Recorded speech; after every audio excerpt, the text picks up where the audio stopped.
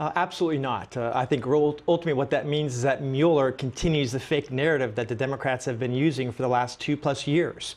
I think he is trying to save face against his own within the Democratic Party. And I think the fake and false narrative has been out there for 2+ years. So for me, it was all about his own credibility. He could not put the facts in that report because they don't exist regarding the Russian collusion against the President of the United States. So for me, it was all about covering himself, if you would. And I think that's why he did what he did.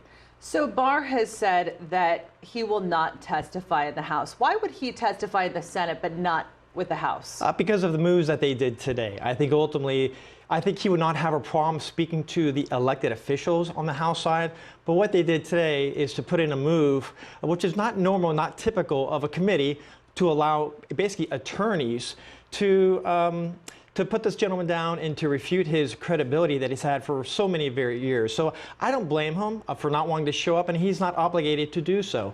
So well, I actually, think the Democrats are saying that they're going to hold him in contempt of Congress. Sure. I mean, break that down for us. Again, what else do the Democrats have? I think the report says what it says. There is on its face value. And here's what I believe about the Democrats. You may be shocked by this very statement, but I will tell you that the Democrats are absolutely accurate in the fact that there was collusion, that there was corruption, and there was also a cover-up. The problem was it wasn't against the Republicans. It was the Democrats.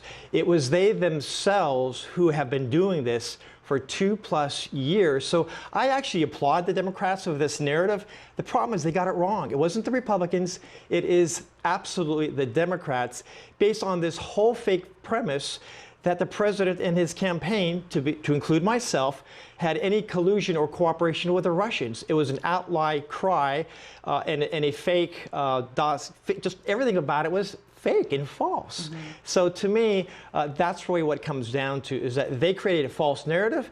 It was not factual in the Mueller report. There was nothing in there to add relative reality to the truth. And so what else do they have? That's the question.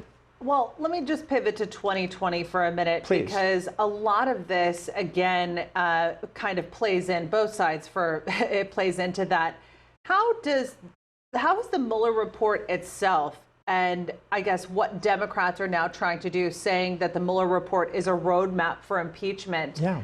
How is that going to play with Trump's base for 2020? It'll absolutely motivate and get them to show up, because I can tell you the American people are about done with this. I'm telling you right now, worldwide on your audience, that I would like for the Democrats and in the far left of the wing of this country to go ahead and move forward with the impeachment process. I would encourage them to do so, because when they do that, that will absolutely guarantee the re-election of President Trump. Right. I guarantee that. You heard it right here first.